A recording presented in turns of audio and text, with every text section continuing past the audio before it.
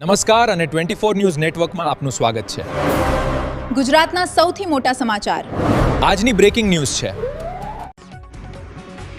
થરાદ ખાતે ભાજપની નિરીક્ષક ટીમ પહોંચી। પ્રમુખ પદ માટે સેન્સ પ્રક્રિયા તેજ। સ્થાનિક સ્વરાજ્યની ચૂંટણીના પરિણામો જાહેર થતાં જ વાવ થરાદ જિલ્લામાં રાજકીય હલચલ તેજ બની ગઈ છે।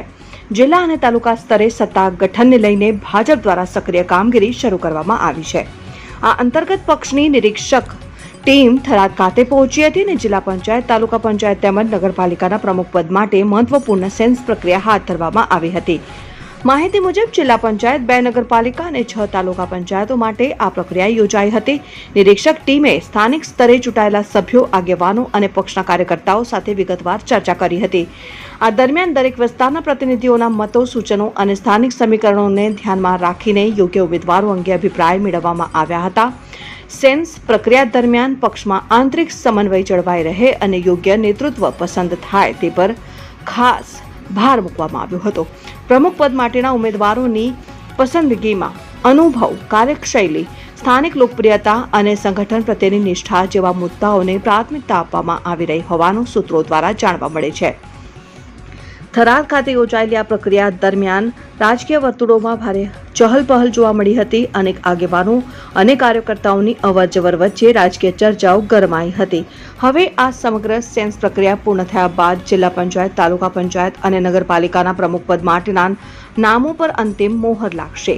આગામી દિવસોમાં પક્ષ દ્વારા સત્તાવાર જાહેરાત કરવામાં આવે તેવી શક્યતા વ્યક્ત થઈ રહી છે, જેને લઈને સમગ્ર જિલ્લામાં ઉત્સુકતા જોવા મળી રહી છે। અહેવાલ રાણાભાઈ પારેગી, વાવ, થરાદ।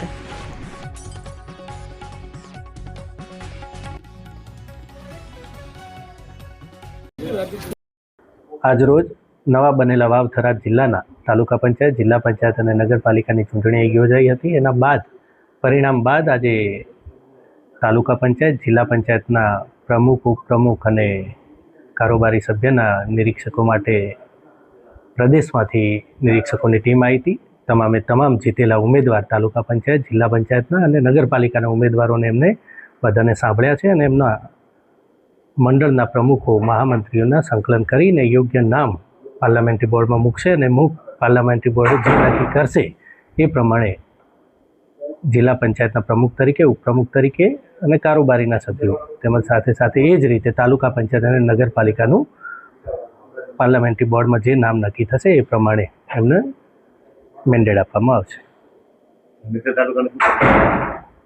ધરણીધર તાલુકામાં SC સ્ત્રીની સીટ છે પ્રમુખ તરીકેની ને વિરોધ પક્ષમાંથી જીતેલા છે। પાર્ટીની વિચારધારામાં સાથે રહી અને કામ કરતા